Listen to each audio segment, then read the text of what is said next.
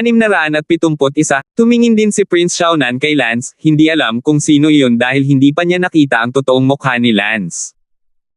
Si Brenda ay abala sa pagsasabing, "Lance, anong ginagawa mo dito?" Nagulat si Prince Xiaonan, si Lance iyon. Lumapit si Lance at sinabing, "Brenda, pumunta ako para tingnan kung ilang lugar ang napanalunan mo.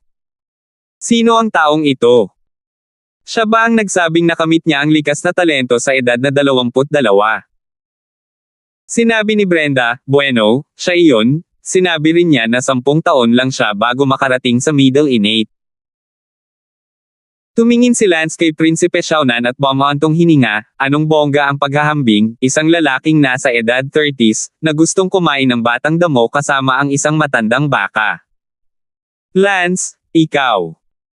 Galit na galit si Prinsipe Xiaonan at sinabing isa siyang matandang baka na kumakain ng batang damo. "Ikaw ano ka, huwag ka munang lalabas." "Hahaha, Lance, huwag mong kalimutan, isa akong tunay na anak ng isang maharlikang pamilya, ano ka ba, aso ka lang sa tabi ng 40 prinsipe." Pa! Sinampal ni Lance si Prinsipe Xiaonan. "Prince!" Abala sa pagsigaw ang iilang followers na iyon. Sinabi ni Lance, "Ang lakas ng loob mong insultuhan ang 40 prinsipe, mabuti, iuulat ko ang bagay na ito sa 40 prinsipe, gusto kong makita kung ikaw, isang aso na si Prinsipe Nan, ay talagang nang-ahas na makipagtulungan sa 40 prinsipe. Lance, hintayin mo ako, tingnan natin." Si Prince Xiaonan ay nabalisa, si Lance ay, pagkatapos ng lahat, isang auxiliary minister ng 40 prinsipe at isa ring talento ng imperial, siya ay isang prinsipe, ngunit siya ay kakaunti. Advantage to speak of, kaya umalis na lang muna siya. "Salamat, Lance." "You're welcome, Brenda. Ang galing mo. Nanalo ka sa unang pwesto, talagang maganda ang kinabukasan mo." "Ikaw nga, wala akong malapit na kasing galing mo, auxiliary minister ka na sa prinsipe." "Hahaha, wala to, kung gusto mo, pwede rin kitang ipakilala sa 40 prinsipe. Ngunit maaaring hindi gusto ng mga tao ang aking antas." Nang marinig ito ni Owen Biggs, abala siya sa pagsasabing, "Lance, tumulong ka sa rekomendasyon kung talagang maging auxiliary minister ng prinsipe si Brenda, magiging mahusay iyon, maluwalhati para sa mga ninuno Gustong tumanggi ni Brenda, ngunit sa pag-iisip na tiyak na makakabuti ito para sa pamilya, hindi siya nagsalita at pumayag. Nang makita ni Lance na walang sinabi si Brenda, tumango siya at sinabing, "Mabuti, irerekomendo ko ito sa 40 prinsipe sa ibang araw." Si Lance ay hindi masyadong nasabi kay Brenda, kung tutuusin, si Brenda ay hindi isang chatterbox, at hindi kami masyadong close, kaya hindi nagtagal ay wala nang masabi. Bumalik si Lance sa kanyang tahanan at ipinagpatuloy ang pagtuturo kay Sarah ng martial arts. Sa isang kisap mata, lumipas ang 5 araw. Ang mga kasanayan sa martial arts ni Sarah ay mabilis na umunlad, at kung ang kanyang katawan ay hindi masyadong mahina para hilahin siya pababa, si Sarah ay talagang lalaban sa mundo. Ngunit gayunpaman, naabot na ni Sarah ang pagiging perpekto sa panlabas na pinto, isang pag-unawa na nagpakamatay kina Elsa at Bella sa inggit. Samantala, nagsimula ang maharlikang piging. Sa araw na ito, sinundan ni Lance ang 40 prinsipe sa palasyo.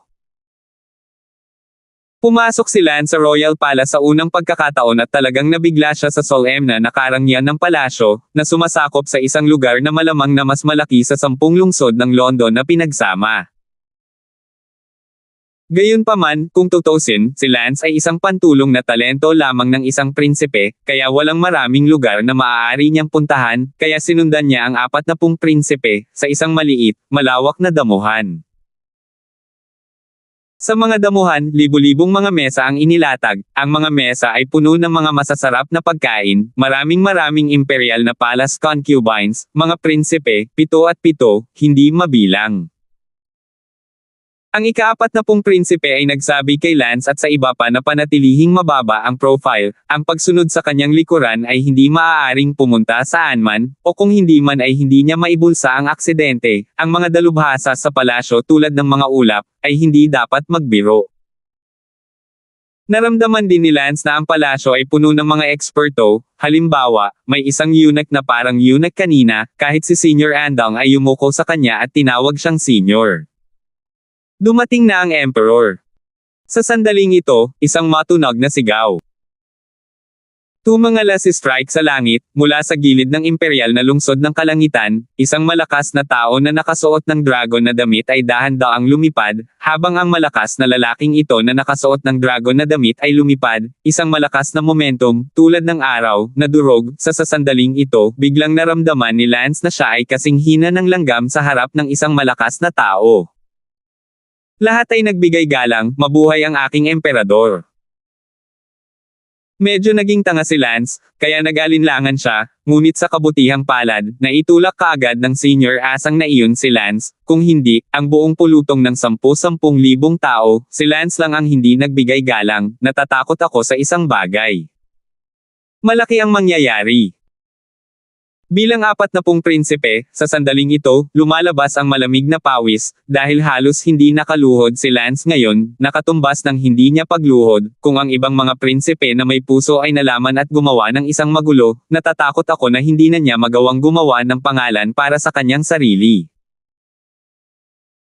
Bahagyang itinaas ni Lance ang kanyang ulo upang tingnan ang Emperor, at naramdaman ang kanyang mga mata na sumasakit. Ang lakas ng Emperador na ito ay nagpasakit sa mga mata ni Lance nang tumingin siya sa kanya. Ang lakas na ito, hindi na mahulaan ni Lance kung anong kaharian siya. Tumayo na kayong lahat. Sa pagyupi lamang ng Emperador sa kanyang katawan ay nawala ang momentum ng karamihan, na parang kadena na dumidiin sa kanila. Ang buong katawan ni Lance ay biglang lumuwag. Gaano kalakas, karapat-dapat na maging emperador na kumokontrol sa napakalaking North Empire, sok-sok, hindi ko na siguro mabibilang na umutot sa harap niya ngayon, napakaliit. Sabi ni Lance sa loob. Nang makita ang gayong lakas mula sa emperador, naging mas reserved din si Lance. Siyempre, ginawa rin nito si Lance na sumumpa sa kanyang sarili na maging mas malakas, inaabangan ang araw na maaabot niya ang isang napakalakas na kaharian, at pagkatapos, dapat ay maging malayang tao rin siya sa mundong ito. Pagkatapos nito, nagsimula ang maharlikang piging. Si Lance, bilang isang auxiliary minister, ay tiyak na walang bahagi sa pagkain. Si Lance at Senior Andong, kasama ang ilan pang auxiliary ministers, ay nakatayo sa likod ng 40 prinsipe, pinapanood ang 40 prinsipe at ang iba pang royal family habang sila ay masaya at masayang kumakain ng masasarap na pagkain. Siyempre, bawat isa sa kanila ay binigyan ng isang square table, hindi isang malaking round table para sa kanilang lahat. Pagkatapos kumain, personal na sinuri at sinuri ng emperador ang mga prinsipe na iyon, ang ilan sa mga nakatatandang prinsipe, tulad ng ika-9 na prinsipe, kahit na siya ay higit sa 60 taong gulang, siya ay mukhang nasa katanghaliang gulang na lalaki, naabot din niya ang higit sa likas, na ginawang lubos na pinahahalagahan ng emperador at inutusan siyang patuloy na magtrabaho ng husto. Siyempre, ang emperador na ito, si Lance ay hindi alam kung ilang taon na siya, ngunit hindi bababa sa siya ay higit sa 120 taong gulang, ang kanyang hitsura ay parang 60 o 70 taong gulang lamang, at siya ay nagliliwanag, ang kanyang enerhiya ay maihahambing. Sa isang malakas na lalaki, hindi nakakagulat na mayroong daan-daang mga concubine sa eksena, napakaraming magagandang babae bilang concubines, kung gaano ito kasaya, isang round sa isang gabi, aabutin ng isang taon upang matapos ang isang round. Siyempre, hindi naiingit si Lance, may iilan si Lance na mainit ang loob at sapat na iyon. Bukod dito, ang katotohanan na ang emperador na ito ay nagpakasal sa napakaraming concubines ay hindi nangangahulugan na ginagawa niya ito para sa kapakanan ng relasyon. Ngunit dahil, habang siya ay nag-asawa, mas maraming mga prinsipe ang kanyang ipanganganak, kung gayon mas malaki ang posibilidad ng mga malalakas na prinsipe na umusbong mula sa mga prinsipe, upang ang kanyang mundo ay magpatuloy, sa napakaraming asawa, hindi ako naniniwala doon ay hindi isang solong hindi makapagsilang ng isang malakas, handang sunod na prinsipe. 672. Nakatuklas din si Lance ng isang kawili-wiling kababalaghan, ang mga imperial consort na iyon, nakakapagtaka, lahat ay malakas, at ang pinakamasama sa kanila ay likas na lahat. Tila ang emperador na ito ay dalubhasa sa pagpapakasal sa malakas na at hindi batay sa kagandahan. Magpapakasal ba ang emperador sa ganoong babae? Kaya naman, ang mga asawa ng emperador ay lahat ay malakas, na may layuning panatilihing buhay ang gene ng malakas na lalaki. Iyon ang dahilan kung bakit napakalakas ng pamilya ng imperial, at ang mga face na pamilyang iyon, sa mga henerasyon, mahirap magkaroon ng anak na lalaki o babae na may titulong talento ng imperial, dahil wala silang malakas na gene ng tao.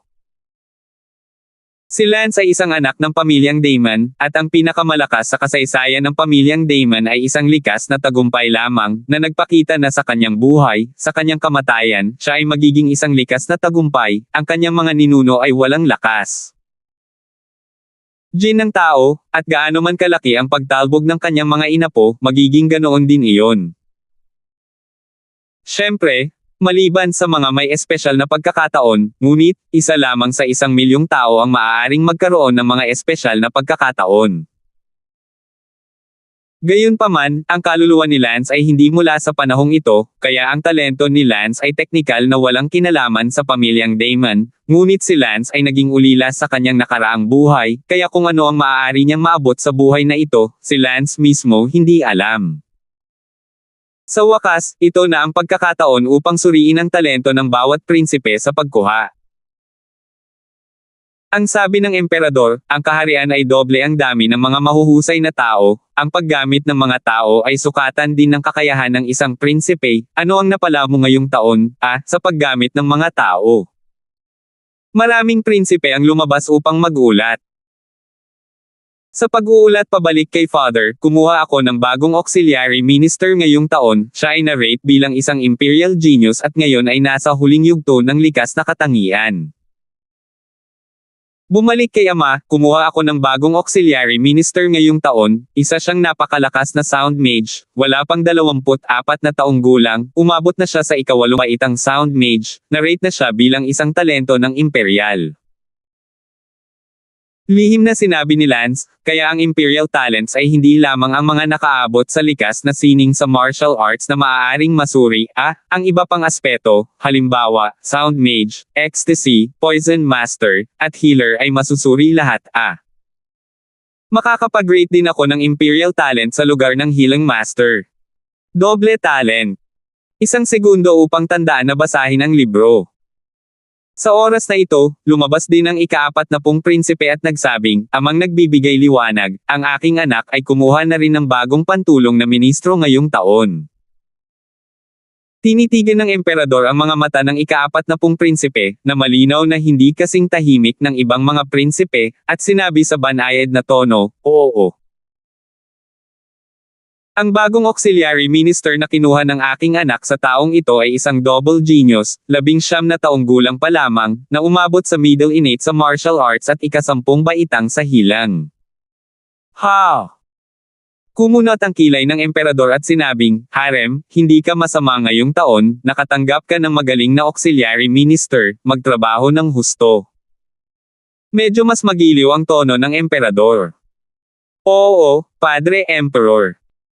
40 prinsipe ang natuwa nang makitang mabait ang tono ng kanyang ama sa kanya, at salamat din sa basbas ni Lance, nakita ng kanyang ama na nakatanggap siya ng isang napakahusay na ministrong henyo, at bahagyang tumingin sa kanya. Iba. Ang ilan sa iba pang mga prinsipe ay lihim na humirit at nagseselos at naiinggit sa 40 prinsipe. Pagkatapos mag-ulat ng isang prinsipe, sinabi ng emperador, pagkatapos, ayon sa mga tuntunin ng mga nakaraang taon, ang pantulong na ministro ng bawat prinsipe, ayon sa kani-kanilang mga kaharian, ay lalaban sa aktwal na labanan upang makita kung sinong pantulong na ministro ng prinsipe ang pinakanamumukod-tangi. Kaagad, sinabi ng 40 prinsipe kay Lance, Lance, umaasa ako sa iyo mamaya, subukang tumayo hanggat maaari kapag mas namumukod-tangi ka, mas marami akong mukha, at titingnan si ama. Sa akin ng kaunti dahil dito. Mabuti. Tumango si Lance, bilang isang likas na kalagitnaan ng yugto, sa aktwal na pakikipaglaban sa mga likas na kalagitnaan ng yugto ng iba pang mga prinsipe, si Tang. Malaki ang tiwala ng nasasakupan na ministro na durugan ang iba, hindi banggitin ang pagtayo, natatakot akong masilaw at mabulag nito ang mga mata ng 40 prinsipe. The early innate auxiliary vassals are out. Sigaw ng isang malakas na lalaki na nakatayo sa tabi ng emperador. Pagkatapos, lahat ng mga naunang innate auxiliary ministers ay humakbang pasulong, napakaraming mga prinsipe, lahat ng mga naunang innate auxiliary ministers, pinagsama-sama, mayroon ng daan-daan sa kanila. Daan-daan sa inyo, na may hangganan ang maharlikang hapagkainan, ang sinumang makakakuha ng 3 tasa ng alak na ito upang i-toast ang kanikanyang mga pantulong na prinsipe ay siyang mananalo, at mayroon lamang 3 tasa ng alak, na nangangahulugang 3 lamang ang mananalo. Oo! Sigaw ng daan-daang early innate. Simulan. Biglang, daan-daang tao ang nagsimulang kunin ang 3 tasa ng alak. Hindi nagtagal, tumilapon ang alak sa mga tasa habang nag-aaway sila, ngunit bale, ang susi ay kunin ang mga tasa at pagkatapos ay ipasa sa kani-kanilang mga prinsipe. Pagkatapos ng isang matinding labanan, sa wakas ay inagaw ng 3 sa pinakakilalang maagang likas na lakas ang mga tasa ng alak at ibinigay ang mga ito sa kani-kanilang mga prinsipe, pagkatapos ay nagsabi, ang aking abang lingkod ay nag-toast kay Prinsipe XX. Tuwang-tuwa ang 3 inihaw na prinsipe. Susunod, gusto kong imbitahan ang lahat ng auxiliary courtier ng early innate stage na sumulong. 40 prinsipe ang nagsabi kay Lance, Lance, ikaw ang bahala, pinakamahusay kung maaari kang kumuha ng 1 tasa at pagkatapos ay i-toast ako, kung talagang hindi mo ito makuha, ayos lang, magpakita ka lang ng isang kakaibang bagay. 40 Your Highness, don't worry. Sabi ni Lance at naglakad palabas. Mayroong daan-daang mga pantulong na ministro sa gitnang likas na yugturin. Ang mga patakaran ay pareho, pati na rin ang pag-agaw sa 3 tasa at pagkatapos ay pag-ihaw sa kani-kanilang mga prinsipe. Simulan.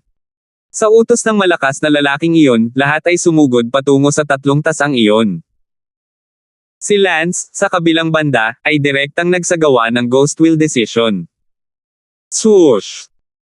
Dumating si Lance sa isang kisap mata, pagkatapos ay inihagis ni Lance ang kanyang espada patungo sa mga tasa ng alak sa mesa, at ang 3 tasa ay tuloy-tuloy na dumapo sa dulo ng espada ni Lance. Sa oras na ito, ang pangalawang Mid-Earth innate na sumugod ay nakarating na sa harapan. Sabay-sabay inilabas ni Lance ang kanyang espada gamit ang kanyang kabilang kamay. Wow! Putol ni Lance gamit ang isang slash. Boom! Sabay-sabay na lumipad palabas ang taong iyon.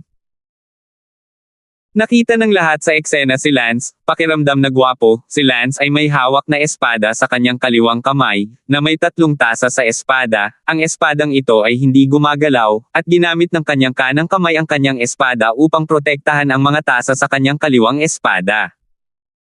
Sa oras na ito, higit sa 100 tao ang sabay-sabay na umatake. Nanatili si Lance sa gwapong poster na iyon, pagkatapos ay gumamit ng oyayi na pag-atake sa 12 mga tao ng sabay-sabay. Boom! Sa susunod na pagpikit ng mata, ang 12 ng mga tao ay sabay-sabay na naputol ng slash ni Lance, na tila walang anumang pagtutol. Sa puntong ito, maraming tao ang nanginig, ang lakas ni Lance ay napakalakas, 12 ng kanyang mga kasamahan ang napakadaling palibutan. Pagkatapos, mas maraming tao ang dumating sa pagkubkob, mayroong hindi bababa sa 70 hanggang 80 mid-earth na likas na pagkubkob. Inakala ng lahat na si Lance ay makubkob hanggang sa kamatayan, ngunit si Lance ay hindi gumalaw ng isang kalamnan, na nagpapahintulot sa lahat na kubkoban siya, ang likas na abstruse na bigs ni Lance, na naging matatag bilang isang bundok, kaya maraming mga likas na mid-level na kinubkob ay hindi man lang magsisi kay ang likas na katutubo ni Lance ay hindi sinasadya ang bigs. 673. Killing God 1 slash. Pinutol ni Lance ang isang solong slash, at ang walang katulad na enerhiya ng blade ay parang bagyo, na pinuputol ang 70 hanggang 80 mid-innate stage sa isang iglap. Sa oras na ito, naantig din ang emperador. Hakbang-hakbang na naglakad si Lance patungo sa 40 prinsipe, ngunit walang sinumang tao ang makakapigil sa mga yapik ni Lance. Mag-isa, inagaw ni Lance ang lahat ng 3 tasa ng alak, at wala sa mga ito ang tumagas ng isang patak ng alak, nang ang nakaraang maagang likas na pagnanakaw ay nag-iwan lamang ng mga walang laman na tasa sa dulo ng 3 tasa. Pinag-ihaw ni Lance ang 40 prinsipe ng sabay-sabay na 3 tasa ng alak. Ano ang mas nakakasilaw dito? Lumapit si Lance sa 40 prinsipe, gamit ang kanyang espada bilang tray, at 3 tasa ng alak ang inialok sa kanya. 40 prinsipe, mangyaring inumin ang 3 tasa ng alak na aking initoast sa iyo. Salamat. Tuwang-tuwa ang ika-40 prinsipe na nanginginig ang kanyang mga kamay habang kinukuha niya ang mga tasa ng alak, hindi pa siya naging napakasilaw sa kanyang buhay. Ang ika-40 prinsipe ay umiinom ng 3 tasa ng alak sa ilalim ng tingin ng emperador, habang maraming mga prinsipe, gayunpaman, ay tumingin sa kanya na may paninibugho habang nakatingin kay Lance, lalo na ang ika-18 prinsipe, na ngayon ay nakikita ng mabuti si Lance, at napupuot kay Lance kahit na higit pa sa pagtanggi na hilahin siya. Ang sumunod na hakbang ay ang yumaong innate auxiliary minister. At kaya ito nagpunta hanggang sa pantulong na ministro ng likas na kadakilaan. Pagkatapos ay natapos ang maharlikang piging ngayon. Umalis si Lance sa palasyo. Tuwang-tuwa ang 40 prinsipe na ang walang awa na eksibisyon ngayon ay nagbigay ng impresyon sa kanya ng kanyang ama. Salamat kay Lance. Lance, salamat, maraming salamat talaga. 40 Your Highness, ako ang iyong auxiliary minister, nararapat lamang na ipaglaban ang iyong kaluwalhatian, ngunit mayroon akong isang bagay na nais kong itanong sa iyo. Magkapatid tayo, ano ang itatanong o hindi, basta kaya ko, gagawin ko. Mabuti, may kaibigan ako, ang pangalan niya ay Brenda, siya ngayong taon. Ah, Brenda. Nagulat si 40 Princess. Ano? Kilala siya ng iyong 40th Highness. Kilalanin ngunit hindi mo alam, narinig ko lang na siya ang unang pwesto sa Poison Master Competition ngayong taon, isang ika-7 baitang Poison Master, narinig ko mula sa auxiliary minister ni Emperor Yanbigsing noon, tila napakaganda nitong si Brenda, at pinapayuhan ng kanyang auxiliary minister si Emperor Yanbigsing na kunin itong si Brenda bilang kanyang personal na lingkod. Kailan ang bagay? Tanong ni Lance. Sa pagpasok ko sa palasyo kaninang umaga, sa palagay ko pagkatapos ng Royal Feast, tiyak na pupunta ang Yanbigsing Royal Brother na iyon upang hanapin si Brenda. Tangina. Galit na galit si Lance. Ah, Lance, bakit mo sinisigawan si Maeg? Nga pala, ano ang gusto mo lang sabihin sa akin?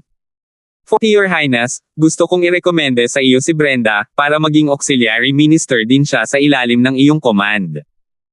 Ah!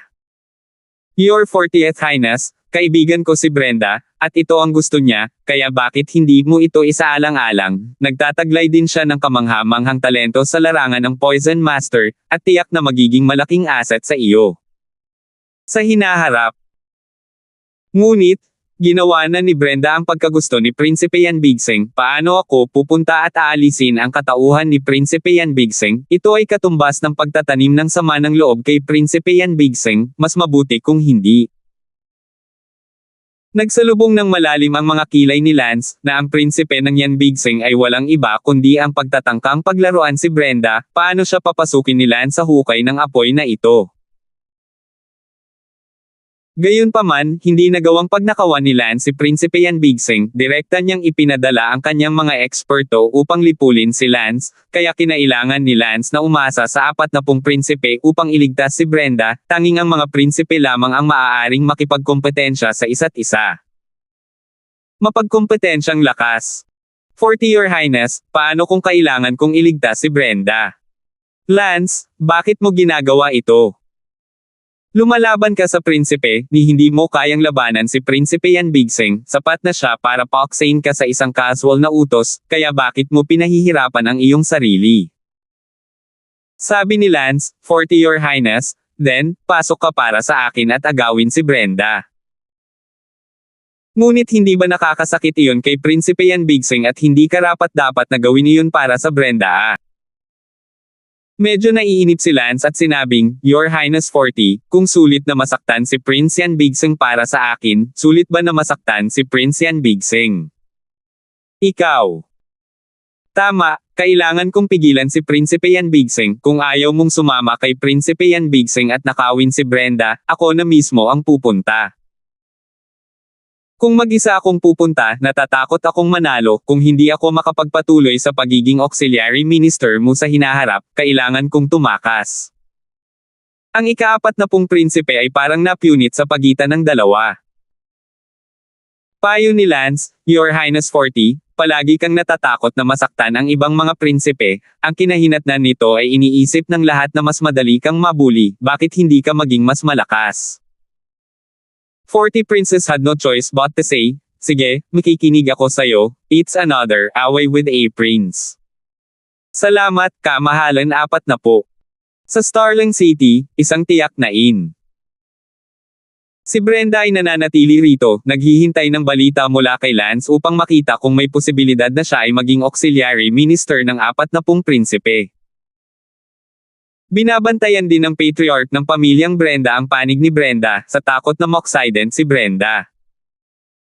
Brenda, nakalimutan na ba ni Lance 5 araw na ang nakalipas at wala man lang balita?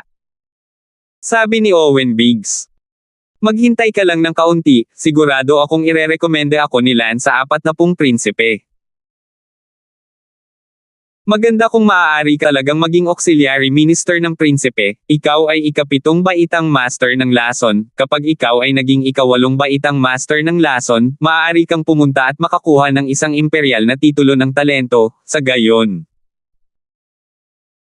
Oras, talagang luluwalhatiin mo ang iyong mga ninuno, at magiging unang anak na lalaki at babae ng aming pamilya, kailanman, na magtamo ng isang imperial na talento, na maaalala ng mga henerasyon ng mga susunod na henerasyon. Tuwang-tuwang sabi ni Owen Biggs. Si Brenda ay 17 taong gulang na ngayon, at tiyak na maaari siyang maging isang 8th grade poison master bago siya maging 24, kaya napakatatag na ng imperial talent na ito. Sa sandaling ito, isang likas na malakas na lalaki ang lumipad. Ikaw si Brenda. Eksakto. Si Brenda ay abala. Let's go. His Highness our Prince wants to see you. Tuwang-tuwa si Brenda at ang patriarch ng pamilyang Biggs, akala nila ito ang 40 prinsipe. Napangiti si Owen Biggs, talagang matulungin si Lance, talagang inirerekomenda kanya, Brenda, tara na, puntahan natin ang prinsipe. Pagdating sa lobby ng inn, nakita nila ang isang binata na nakasuot ng mamahaling damit mula sa malayo na nakaupo sa lobby, kasama ang ilang mga likas na gwardya. Si Brenda at Owen Biggs ay abala na lumapit sa kanya at nagbigay galang, ang mga damo ay nagbibigay galang sa kanyang kamahalan na ika-40 na prinsipe. Nagsalubong ang kilay ng prinsipe na iyon habang ngumuso, sino ba ang nagsabi sa iyo na ako ang ika-40 prinsipe? Hindi ba ikaw ang 40 prince?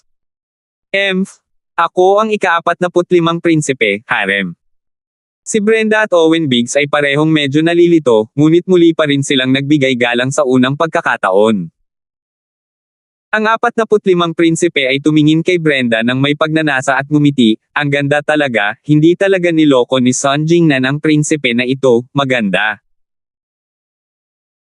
Nakita ni Brenda ang ika-45 na prinsipe na nakatingin sa kanya nang may pagnanasa, ang kanyang puso ay naiinis, ngunit ang kabilang partido ay isang prinsipe, wala siyang magagawa tungkol dito, kahit na ang prinsipe na ito ay nais na matulog sa kanya sa publiko, natatakot ako doon wala siyang magagawa tungkol dito. 674. Sinabi ng ika-45 na prinsipe, Brenda, ilang taon na siya ngayong taon? Bumalik sa kamahalan na prinsipe 45, si Min Daughter ay 17 sa taong ito. 17, malambing nga. Dinila ni Prince 45 ang labi niya. Brenda, halika rito, halika sa prinsipe na ito. Ito. Isang likas na eksperto ang sumigaw, kung sinabihan ka ng kanyang kamahalan na pumunta doon, maaari kang pumunta doon, kung gagawin mong hindi masaya ang kanyang kamahalan, magsaya ka. Walang magawang lumapit si Brenda at tumayo malapit sa 45 prinsipe. Ikinawit ng 45 prinsipe ang baba ni Brenda gamit ang isang daliri at pinagmasdang mabuti ang mukha ni Brenda, ang mapula, mamasa-masa at nakakaakit na labi, ang tuwid na ilong ng Jasmine, ang malambot na puting balat, ito ay tunay na walang kapintasan. Sok-sok! What a great beauty! I never thought na magkakaroon ng ganito kaganda sa mundong ito. Prince 45 smiled heedlessly. Your Highness 45th Prince, ano ang gusto mo? Tanong ni Brenda. Makinig, min daughter Brenda, simula ngayon, ikaw na ang personal na lingkod ng prinsipe na ito, maintindihan mo. Agad na umatras ng ilang hakbang si Brenda, ang kanyang mukha ay puti. What? You don't want to serve this prince? Malamig ang mukha ng 45 prinsipe. Sinabi ni Brenda, mangyaring hilingin din sa kamahalan, Prinsipe 45, para sa kamahalan na maging mapagbigay, si min daughter ay isang damo lamang, hindi sapat na kwalipikadong maglingkod sa prinsipe. Hahaha, Brenda, bagamat mababa ang katayuan mo, ngunit gusto ng prinsipeng ito ang iyong kagandahan, kaya ang prinsipeng ito ay gumawa ng eksepsyon na tanggapin ka bilang kanyang personal na lingkod. Naisip ng ika-45 na prinsipe na si Brenda ang nag-aalala na ang kanyang mababang katayuan ay hindi karapat-dapat sa kanyang personal na serbisyo. Nang makita ni Brenda na ang 45 prinsipe ay naguguluhan, siya ay abala muli sa pagsasabing, ang iyong kamahalan 45 ay mabait, hindi ko nais na maging iyong personal na lingkod, kaya umaasa ako na ang kamahalan ay masiyahan. Ano, sasabihin mo na naman? Malamig ang mukha ni Prinsipe 45, hindi masyadong maganda ang ugali, at ang katotohanan na talagang tinanggihan siya ng isang untouchable ay bigla siyang nagalit, na parang napahiya. Please, Your Highness 45, bawiin ang iyong order. Pa! Biglang sinampal ni Prince 45 ang mukha ni Brenda, at nahulog si Brenda sa lupa na may 5 malinaw na marka ng daliri sa mukha. Bitch! Hiniling ko sa iyo na maging aking personal na lingkod, ito ay isang biyayang nilinang ng iyong mga ninuno, talagang naglakas loob kang tanggihan ang prinsipe na ito, naniniwala ka ba na ang isang salita mula sa prinsipe na ito ay makakapagpapahamak sa iyong buong pamilya? Kapansin-pansing nagbago ang mukha ng patriarch ng pamilyang Biggs, at abala siyang lumuhod, mabait ang 45 prinsipe, hindi alam ni Brenda, bakit kailangan mong maging karaniwan sa kanya. Tumalikod si Owen Biggs at sinabi kay Brenda, huwag mong ipangako kaagad sa kanyang kamahalan 45 prinsipe na handa kang maging lingkod niya. Ang mga mata ni Brenda ay puno ng paglala, luha sa kanyang mga mata. Bilisan mo, ipangako mo kay Prinsipe 45. Nagmamadaling hinimok ni Owen Biggs, kung talagang magagalit siya sa prinsipe, isang pamilyang grade ang mapapawi sa loob ng ilang minuto. Lumuhad si Brenda at nagsabi, anak ng mga tao, nawa. Sandali. Biglang may sumigaw mula sa hindi kalayuan, si Lance at ang 45 prinsipe na si Harem at ang iba pa. Walang magawa si Harem, ayaw niyang makisali sa mga gawain ng 45 prinsipe, ang 45 prinsipe na si Harem ay hindi madaling gulo, ang asawa ng kanyang ina ay nagmula sa isang maharlikang pamilya, ito pamilya ng hari ng Zenan, at ang asawa ng kanyang ina ay isang katulong lamang sa palasyo. Gayunpaman, kinailangan ni Lance na iligtas si Brenda, at nahirapan siyang magkaroon ng henyo tulad ni Lance bilang isang auxiliary minister, kaya kailangan niyang sumama isang matigas na anit. Ang wait na iyon ngayon lang ay ang sigaw ni Lance. Gayunpaman, sa susunod na pakikipag-usap sa 45 Princess, kailangan niyang magsalita. Pinangunahan ni Harem ang pag-akyat. Nakita ni Brenda si Lance na paparating at natuwa siya. Si Lance ang unang nagsabi, kamahalan, 45 prinsipe, medyo sobra-sobra na para sa iyo na talunin at pagnakawan ang pantulong na ministro ng ating 40 kataas-taasang tulad nito, bilang maharlikang kapatid ng 40 prinsipe, maaaring hindi mo, wala ka bang pakialam sa kapatid mong imperial. Napakunot ang noo ni Harem sa galit ng 45 prinsipe habang sinabi niya, Lance, matapang na alipin, may karapatan ka bang magsalita dito?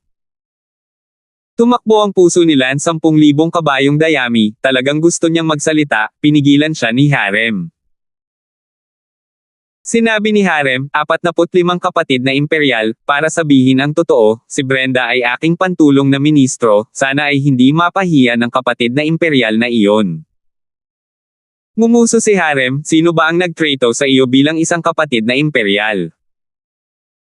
Ang isang hamak na bastard na ipinanganak ng isang dalaga sa palasyo ay karapat-dapat din na maging aking maharlikang kapatid. Nang inig ang mukha ni Harem, hindi niya inaasahan na ang ika-18 prinsipe ay tatawagan siyang hamak na binhi, kahit itong 45 prinsipe, na mas bata sa kanya, ay nang ahas na tawagin siyang mababang binhi, si Harem ay napakainit sa loob, ngunit siya ay napaka-on-status. Sinabi ni Lance, kamahalan 45, kung sakaling magsalita ka muli at insultuhan ang iyong kapatid, huwag mong sisihin ang aming kamahalan sa pagsasalita sa banal na emperador. Alipin ng aso, tanga ka. Sinampal ni Prince Haremton si Lance, na tila tinuturuan ng leksyon ang kanyang alipin.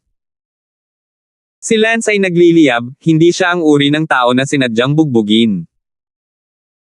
Ang ika-45 na prinsipe na ito, na nasa maagang likas na kaharian, ay halos kasing edad ni Lance, siya ay dapat na 19. Kung hindi siya nanggaling sa magandang background, paano siya magiging karapat-dapat na makipaglaro kay Lance, ngunit ngayon ay nang-ahas siyang tawagin itong alipin ng aso at gustong talunin si Lance. Hindi yun pinansin ni Lance at agad na kumilos. Hindi. Sa oras na ito, nagmamadaling hinarang ni Harem si Lance at sinunggaban ang sampal ng 45 prinsipe. Hindi maaaring hayaan ni Harem na bugbugin ni Lance ang 45 prinsipe, kung hindi, may masamang mangyayari, kaya hindi na makaimik si Harem, kailangan niyang dalhin ang lahat ng salungatan sa kanya, harangan si Lance, at pagkatapos hawakan ang palad ni Harem. 45 prinsipe Harem ay galit na galit, Harem, lakas ng loob mong pigilan ako. Sinabi ni Harem, 45 maharlikang kapatid na lalaki, aking pantulong na ministro, hindi mo na kailangang turuan ka ng leksyon, at gayon din, si Brenda ay aking pantulong na ministro na na-recruit ko na, ayaw mo ring agawin. Mula sa aking mga kamay, ipinag-utos na ni Padre Emperor na kung sino man ang auxiliary minister ay pag-aari kung kanino, walang sino man ang pinapayagang agawin ito, lantaran mong inaagaw ang aking auxiliary minister, gusto mo ba talagang pilitin akong harapin si Father Emperor? Ha, kalokohan mo, sabihin mo lang na auxiliary minister ka. Anong patunay mo dyan? Tanungin mo na lang si Brenda. Si Brenda ay abala sa pagsasabing, si Min daughter talaga ang auxiliary minister ng 40 prinsipe. Fuck you bitch, how dare you join forces to hoodwink me. Tumalikod ang 45th prince at sinipa si Brenda sa lupa. Galit na galit si Lance nang makita niya si Brenda na binubuli ng ganoon ng 45 prinsipe, at aakyat na sana siya at tuturuan siya ng leksyon ng may humawak sa kanyang balikat, at iyon ay ang pantulong na ministro ng katutubong dakila. Perpekto sa ilalim ni Peter. Si Lance ay hindi makaakyat at suntukin ang 45 na prinsipe, ngunit ang galit sa loob ay napakalakas, at si Lance ay nanumpa na isang araw, ang mga basurang prinsipe na ito, na umaasa sa kanilang sariling lakas para maging mayabang, si Lance ay magbibigay sa kanila ng higit makapangyarihang mga kulay isa-isa. Bumantong hininga si Harem, 45 prinsipe, aking pantulong na ministro, hindi mo naman turn para turuan ka ng leksyon, huwag kang masyadong lumayo. 675. Galit na sabi ni Harem, Peter, si Brenda ang unang lumapit sa kanya, gustong magnakaw ng isang tao sa akin, nananaginip ka, pilitin mo ako, pagsisisihan kita. So, siguradong may aagaw ka sa akin, fine, tapos makikita-kita sa harap ni Father, have the guts to come with me in front of Father for some sophistry. Wag kang gagalaw para ipilit si amang emperador, ano pa ba ang meron ka bukod sa kunin mo si amang emperador para idiin ako, dahil ba ang ina mong asawa ay dalaga ng palasyo at walang kapangyarihang hawakan ang kanyang kamay, yun. Why you move out the Father Emperor? Hey, hindi pala ikaw lang ang nag-iisip na ang ama ay nakikinig sa lahat. Kakampi ko ang dahilan, matalino si ama, at naniniwala akong gagawin niya iyon. Nilinaw mo ba na natatakot kang sumama sa akin para makipagkita kay Father? Fuck you, Peter. Hostage mo pa si Father Emperor, huwag mo akong pilitin na gawin ka. Hahaha, Dumi? Royal brother mo ako? Sabi mo Dumi? Good? Very good? Saplada ka at walang respeto sa kuya mo, si Father Emperor ang pinakaayaw sa mga ganyang traidor. Teka. Sa oras na ito, lumipad pababa ang isang dalubhasa na nalampasan ang likas na kalikasan, isa siya sa 45 prinsipe. Ang 45 prinsipe ay nagutos, ibalik sila sa akin upang sirain sila. Ang dalubhasa na nalampasan ang likas na kalikasan, gayunpaman, ay nagpayo, kamahalan 45, ang dami mo ng pinag-uusapan ngayon, magmadali kang bumalik. Hindi na ako babalik, lilipulin ko ang hamak na bastard na ito, how dare you dare to act defiantly in front of me. Sigaw ni Prince 45. Ngunit ang malakas na lalaking iyon na lampas sa katutubo ay hindi nakinig sa kanya, sa halip ay hiniling niya sa iba na ibalik siya, ang mga taksil na salita na sinabi lamang ng 45 prinsipe, kung talagang umabot sila sa mga tainga ng emperador, tiyak na walang mabuting bunga, kaya dali-dali siyang lumabas upang tapusin ang usapin. Isang segundo upang tandaan na basahin ang libro. Ang malakas na lalaking iyon na nalampasan ang likas na kalikasan ay nagsabi kay Harem, kamahalan 40, ang labanan ngayon sa pagitan mo at ng kamahalan 45, hindi ko na dapat itanong, ngunit kung ikaw ba o kamahalan 45 ang unang nag-recruit, kailangan pang imbestigahan ang bagay na ito, kung si Prinsipe 45 nga ang unang nag-recruit, medyo lumayo ka na ngayon, sana ay ipakita ng kamahalan 45 ang eksaktong ebidensya, kung hindi man ang mga bagay ngayon, na nagpapadala sa ang mga tainga ng kani-kanilang asawa ng palasyo ng imperial, ay hindi magiging mabuti. Tumingin si Harem kay Lance, si Lance ay abala sa pagsasabing, mapapatunayan ko na 5 araw na ang nakakaraan, katatapos lang ni Brenda sa Poison Mastery Competition, pumunta kami dito ng kamahalan, at mayroon ding isang uri ng Little Southern Prince na nandito siya para asarin si Brenda. Ang malakas na lalaking iyon na lumampas sa likas na kalikasan ay pinaikit ang kanyang mga mata, ang dahilan kung bakit alam ni Prinsipe Yan Bigseng ang tungkol kay Brenda ay tila mula sa munting prinsipe na ito, kung ganoon nga, kung gayon ay si Prinsipe 40 ang unang dumating upang i-recruit si Brenda. Fine, Your Highness 40, then I'll go back first. Pagkasabi niyan, lumipad palayo ang Transcendent Innate Powerhouse na iyon, habang ang 45 prinsipe na iyon ay inutusan pa ng Transcendent na likas na powerhouse na ito na humiwalay. Tanging si Lance at ang iba pa ang naiwan sa pinangyarihan, at ang prinsipe ng Yangyang ay biglang nawala ng laman, ang kanyang buong katawan ay nakaupo sa lupa. Kung walang matibay na ebidensya na mabubuo sa huling sandali, kung gayon ang usapin ngayon ay tiyak na hindi magiging maganda, ang imperial na palasyo ay ang pinakakomplikadong lugar, at ang pinakamaliit na pagkakamali ay maaaring humantong sa kapahamakan. Salamat, Your Highness 40. Sabi ni Lance. Lance, kung hindi magiging maayos ang mga bagay ngayon, papatayin mo talaga ako. Sa aking kapangyarihan, hindi ko man lang kayang lumaban sa 45 prinsipe, kaya't kumikilos ako upang kunin ang aking father out to talk about things, buti na lang din itong harem na ito, napakabibingan niya at napakaraming kataksilan ang nasabi niya para ipagtapon ng kabilang partido ang tuwalya, kung hindi malalaman iyon ngayon. Paano na? Sabi ni Harem, may kaunting panunuya sa kanyang tono. Sinabi ni Lance, 40 Your Highness, huwag mag-alala, ang iyong kapangyarihan ay lalakas at lalakas sa hinaharap, ang pagkuha sa Brenda ngayon ay isang magandang simula, binabati kita sa kamahalan, nakakuha ka ng isa pang henyong lason. Sige, pagod na ako, babalik muna ako.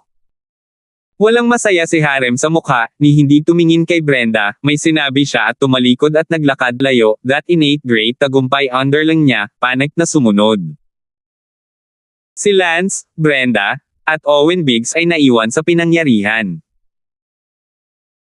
Nanginginig ang katawan ni Owen Biggs, lumalabas ang malamig na pawis, na para bang naglibot siya mula sa isang ghost gate, ang kanyang pamilyang Biggs, isang pamilyang grade, ay masyadong marupok, sa mata ng mga ordinaryong mamamayan, ito ay isang malaking pamilya, ngunit sa mata ng mas makapangyarihang mga pamilya, marupok, hindi banggitin ang mga mata ng prinsipe.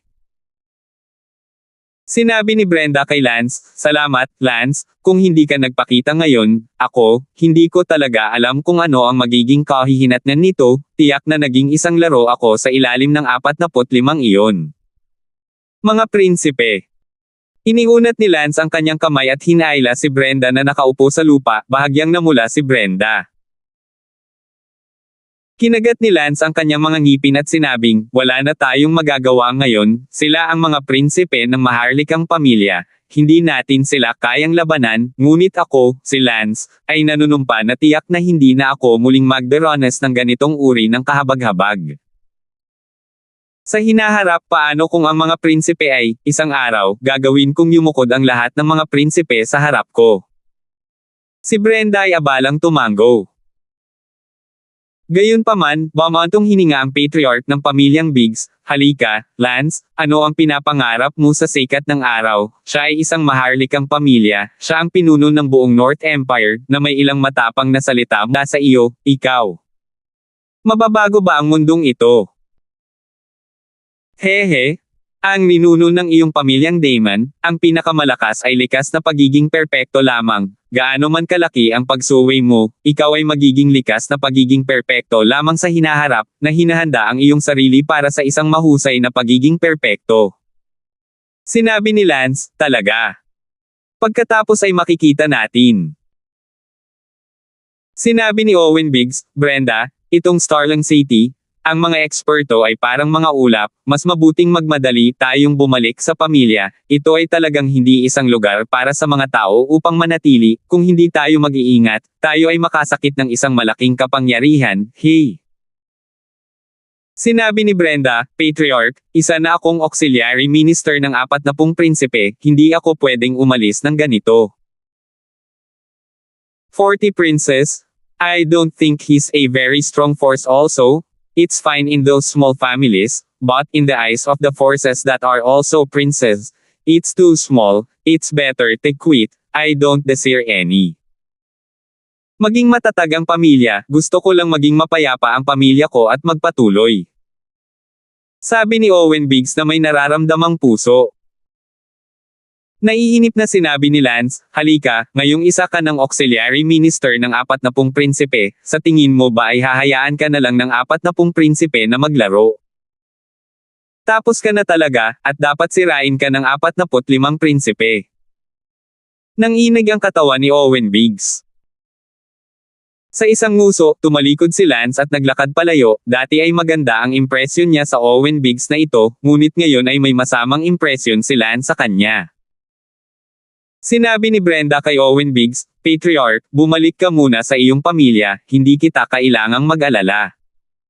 Agad na sinundan ni Brenda si Lance at umalis. Sa sandaling ito, ang 40 prinsipe ay umalis na sa bahay panuluyan, at ang kanyang likas na great perfection na bantay ay nagsabi, "Kamahalan, nararamdaman ko na si Lance ay nagdudulot ng kaunting gulo, ito ay ganap na walang kinalaman sa iyo ngayon, ngunit may isa pang prinsipe na napupuot sa iyo ng walang dahilan." 676. Sige. Medyo iritang sabi ng ika-40 prinsipe.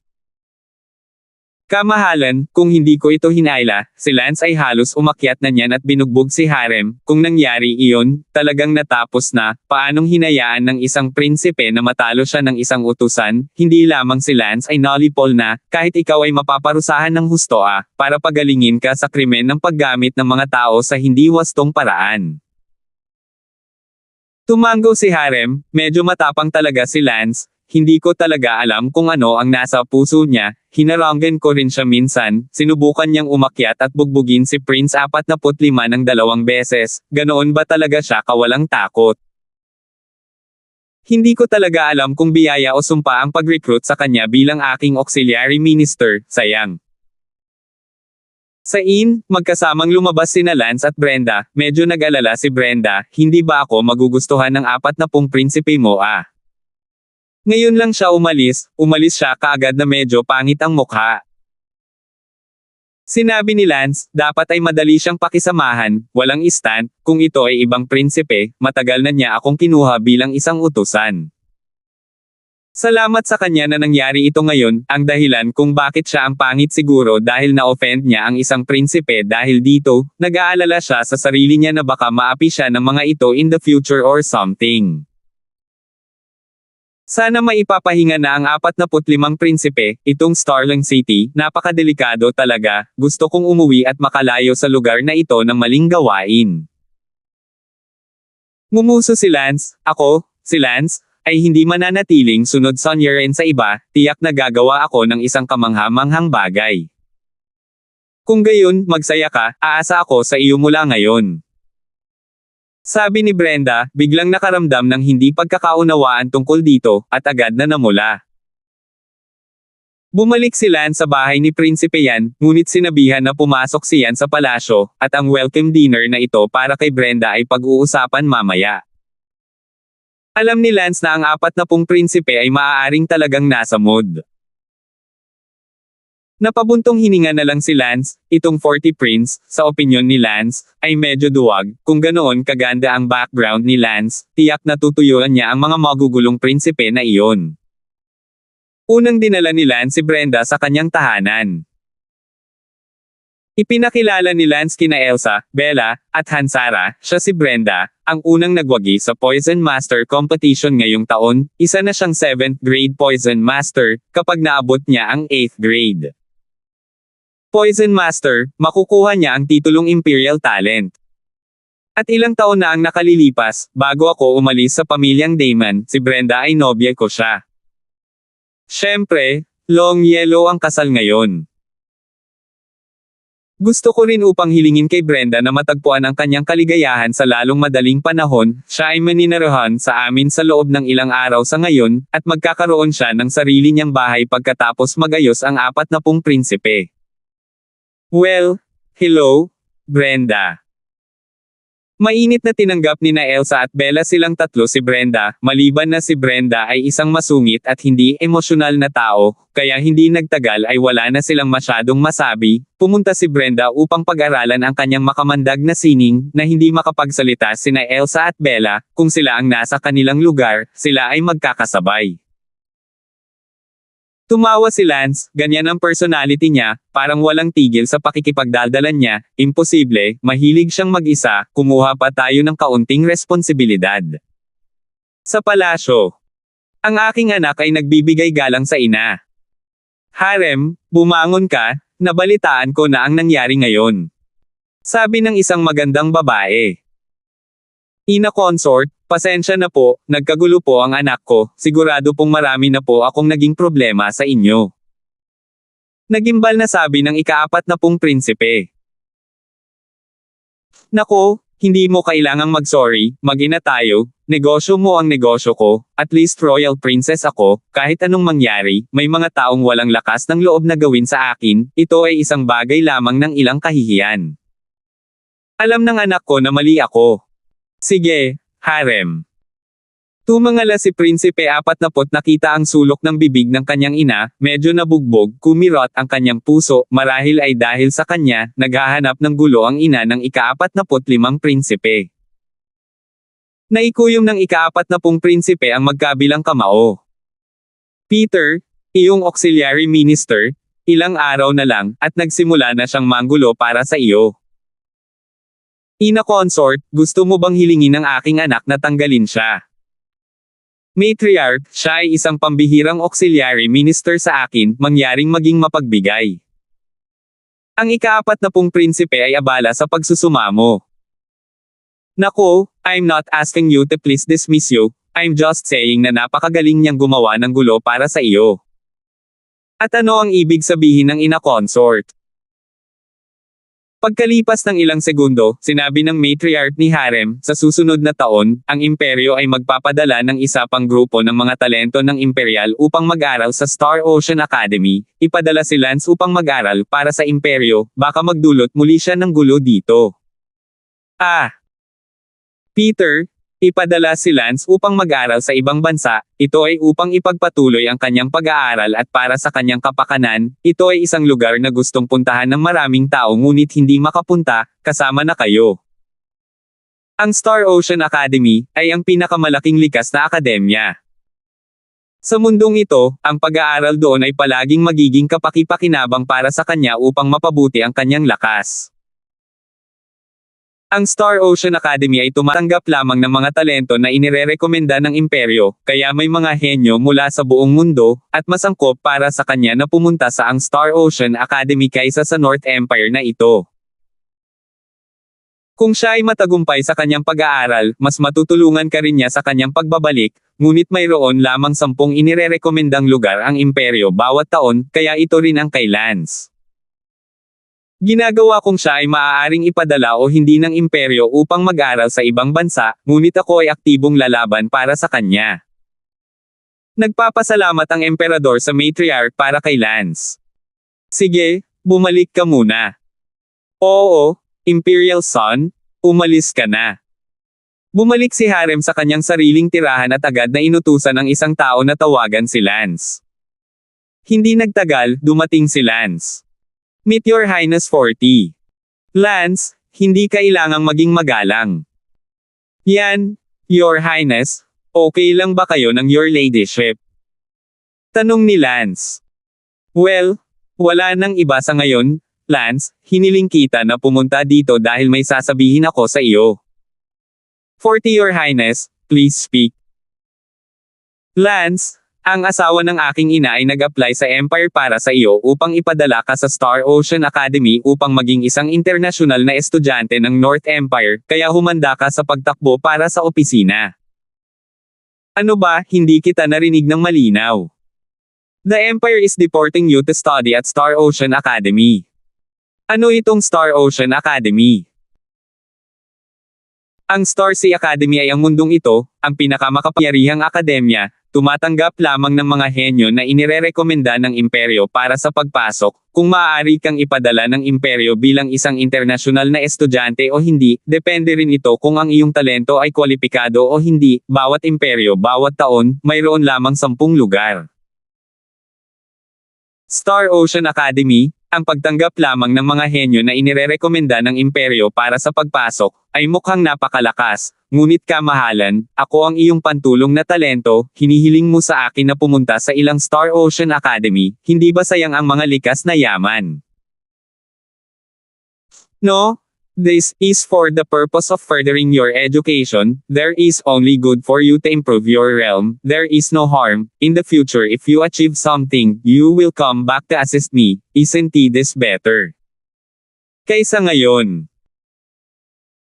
Bukod dito, ang mga makapangyarihang prinsipe na iyon, marami sa kanila ay may mga pantulong na talento, sila ay ipinadala upang mag-aral sa Star Ocean Academy, at maging ang ilan sa mga makapangyarihang mga prinsipeng may talento ay napunta mismo sa Star Ocean Academy.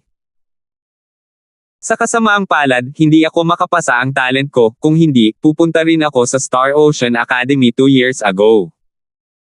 677. Kaya iyon ay isang magandang bagay. Kalokohan, do you think people in general can go to Star Ocean Academy? Kahit hindi ako makakapunta doon, I'm not qualified, I'm 22, I'm only mid-innate, and I've used a few aids, I was brushed off when I applied in the first place. But my matriarch said that you might have a chance of being chosen, 19 ka pa lang, and you're a healer genius, so malaki ang chances na you should actively strive para rito.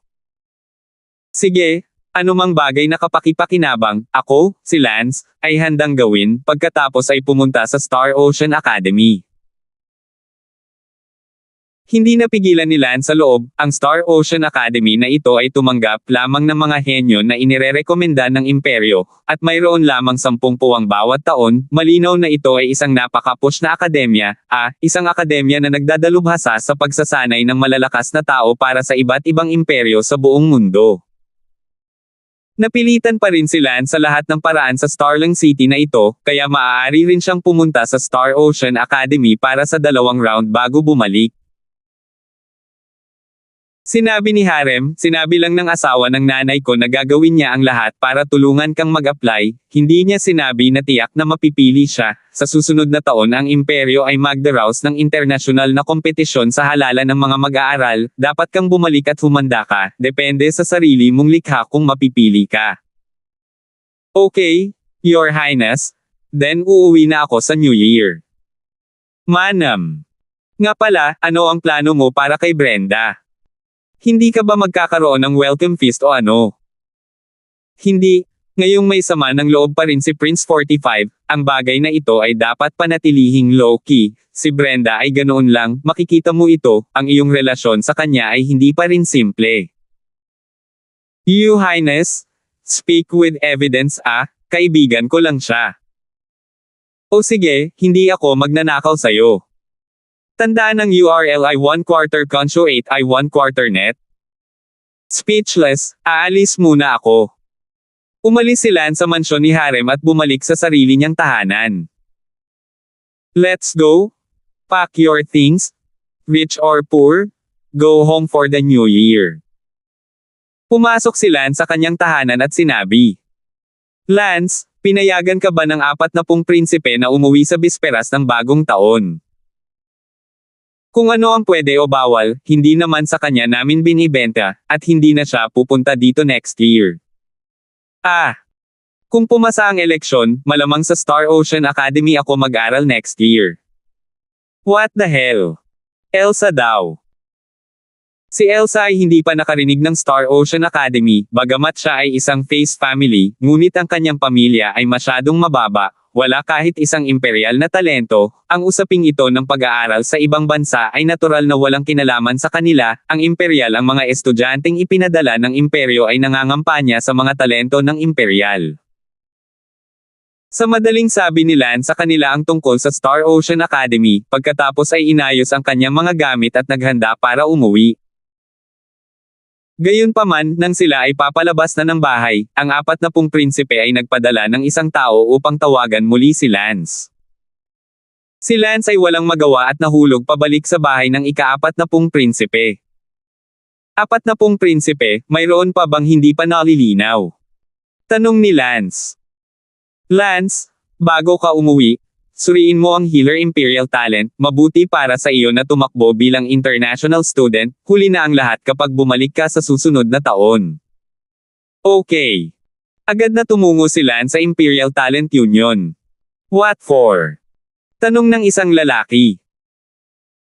Sabi ni Lance, hello, nandito ako para piliin ang Imperial Healer Talent. Ito ang ika-10 patunay ng healer ko na ako ang unang pwesto sa Young Healer Competition na ito, Wind Lightning. Madaling napanalunan ni Lance ang titulong Healer Imperial Talent. Pagkatapos ng lahat, si Lance ay isang auxiliary minister ng 40 prinsipe, at ang mga tao ay hindi nang ahas na gawing mahirap ang mga bagay para sa kanya. Natanggap ni Lance ang katibayan ng titulo, at bago pa man siya lumabas ng pinto ng Imperial Talent Union, nakabangga siya ng isang tao. Ikaw. Oo. Ikaw. Nagulat silang dalawa. Anong ginagawa mo dito? Lance, kung makakapunta ka, bakit hindi ako? Si, Imperial Talent din ako. Itinaas ni Leslie ang patunay ng titulong Imperial Talent na nakuha sa kanyang kamay.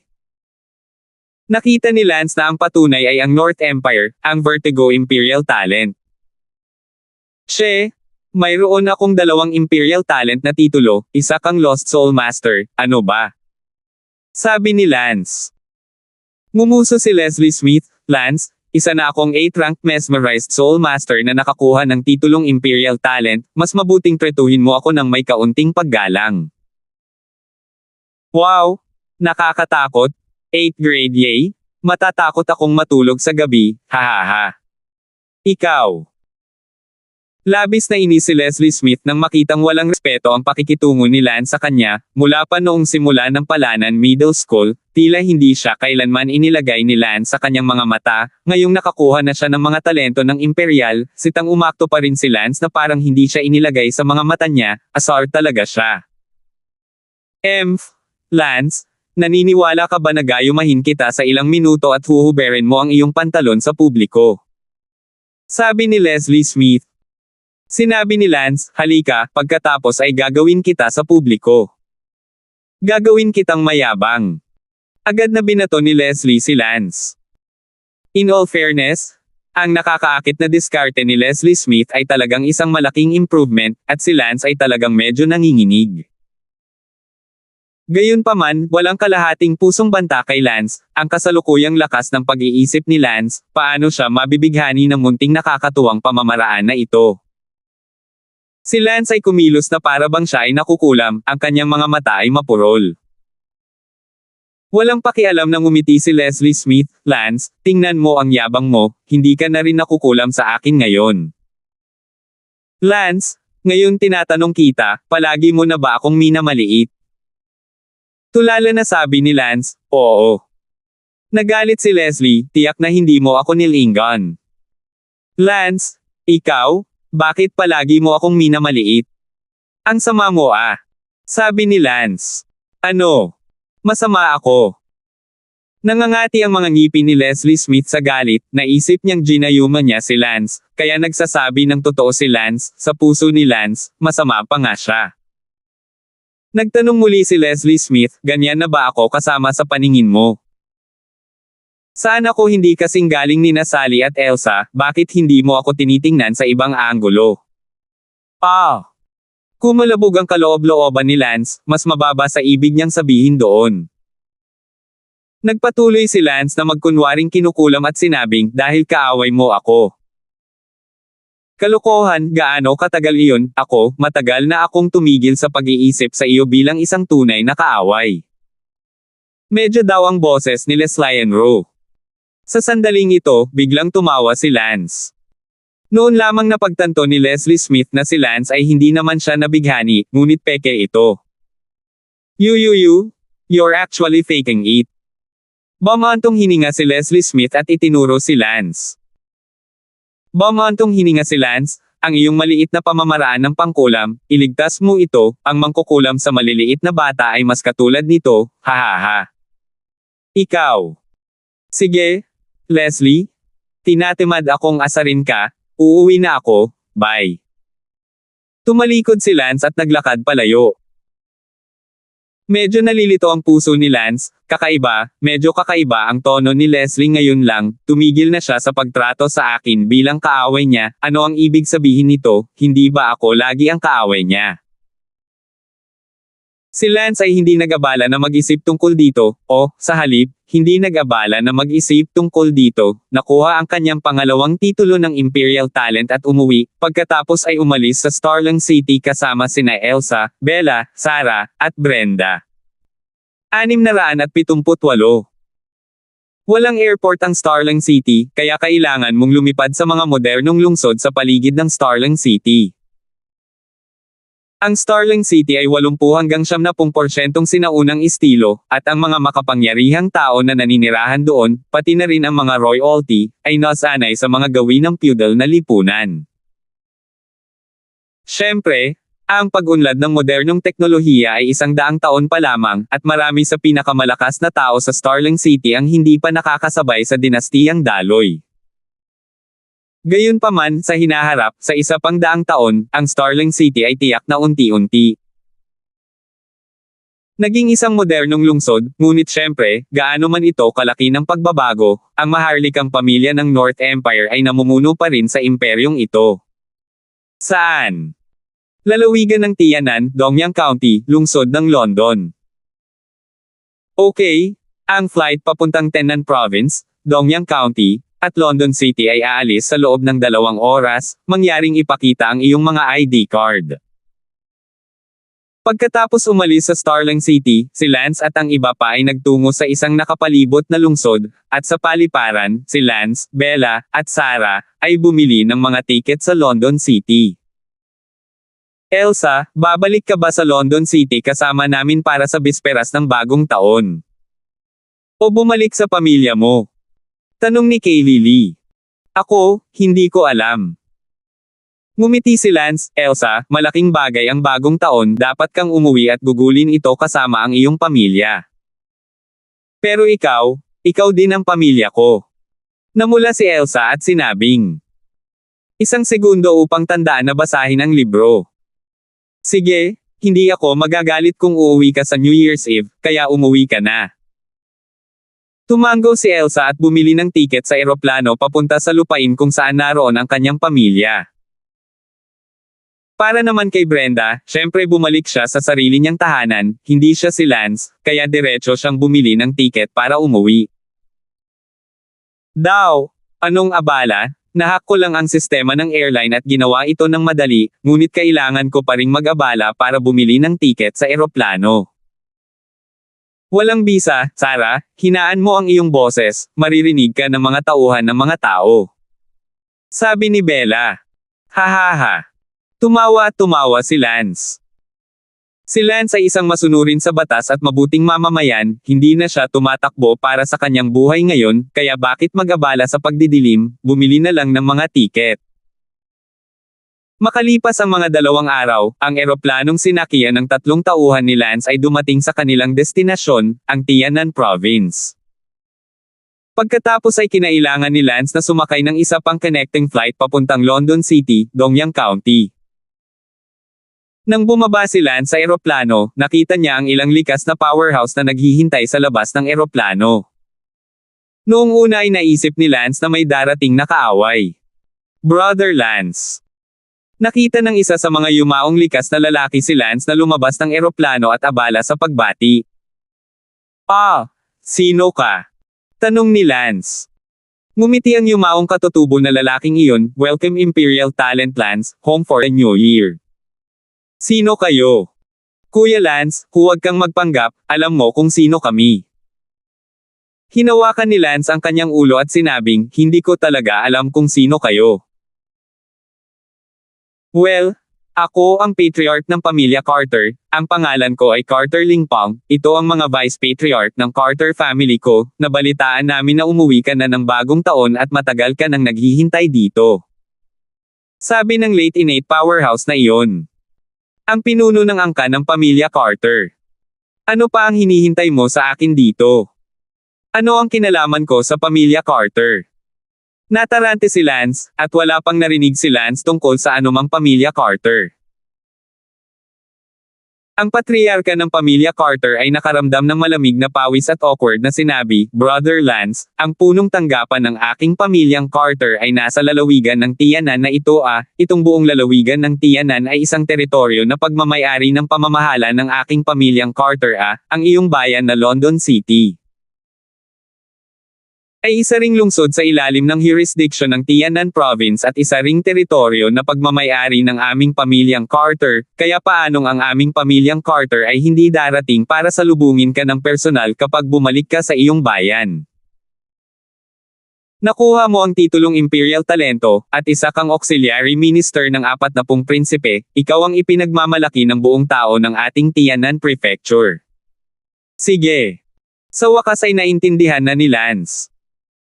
Ang isang problema na hindi binibigyang pansin ni Lance ay ang administratibong aspeto ng mundong ito.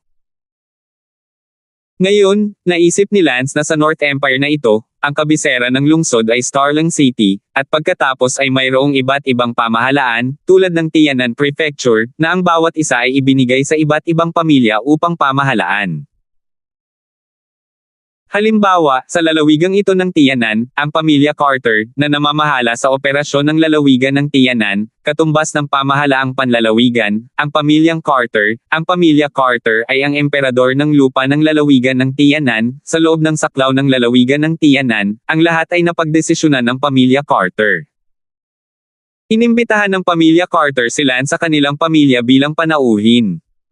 Naisip ito ni Lance at pumayag. GN Clan Leader, ang Carter family mo, anong antas ng pamilya ito? Mukhang kakaunti ang mga likas na eksperto. Hehe, nagbibiro si Brother Lance, ang Carter family natin ay isang ranggo na pamilya, at kasalukuyang may 15th likas na eksperto. Sabi ng pinuno ng pamilya Carter. Oh, hindi masama. Paano ko maihahambing sa iyo, ikaw ay isang talento ng imperial at isang auxiliary na ministro ng 40 prinsipe, ikaw ang hindi masama, mayroon kang magandang kinabukasan. Tanong ni Lance, ang buong lalawigan ng Tiyanan na ito ay pinamamahalaan ng iyong pamilyang Carter, ah? Oo, teritoryo ito ng Carter family natin. Kung ganoon, hindi naman pwedeng mangibabaw dito ang pamilya Carter mo, Earth Emperor ka lang.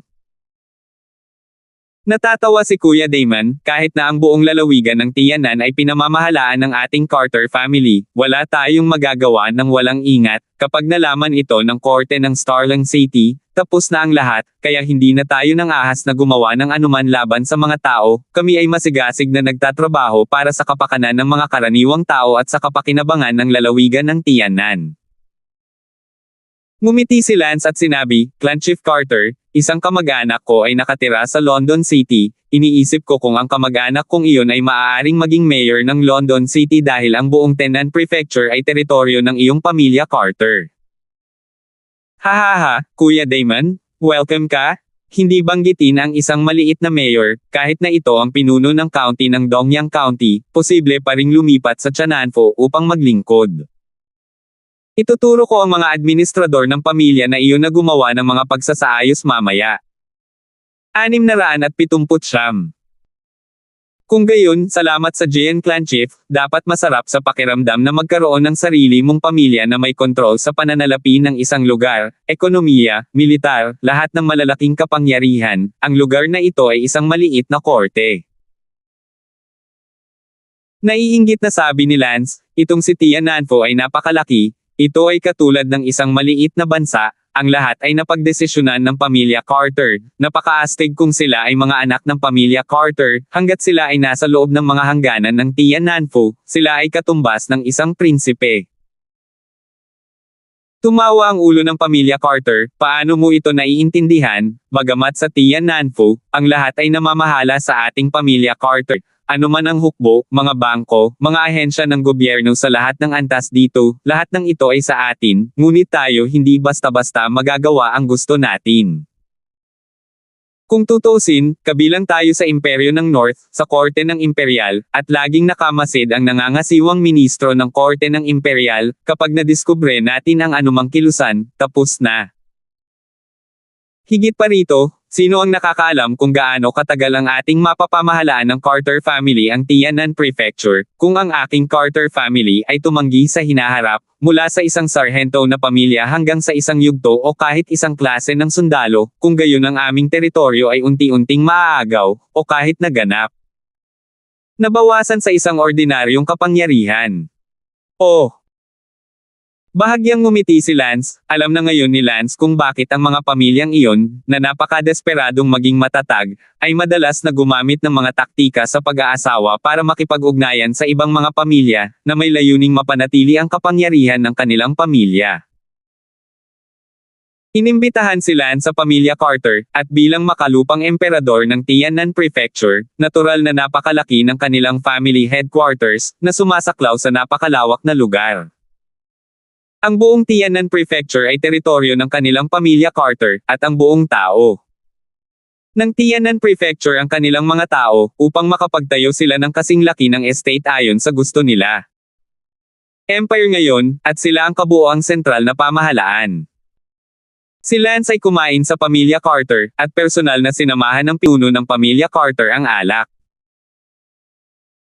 Ang kasalukuyang pagkakakilanlan ni Lance, natural na kinailangan siyang kaibiganin ng pamilya Carter, hindi pa banggitin ang talento ng imperial, o ang pantulong na ministro ng 40 prinsipe, ang magiging bar, hindi na makipagkaibigan kahit. Pagkatapos ng hapunan, personal na iniutos ng pinuno ng pamilya Carter na magpadala ng espesyal na eroplano para ipadala si Lance sa London City bukas. Kinabukasan, sa wakas ay bumalik si Lance sa lungsod ng London. Dumiretso si Lance sa bahay ni Kent.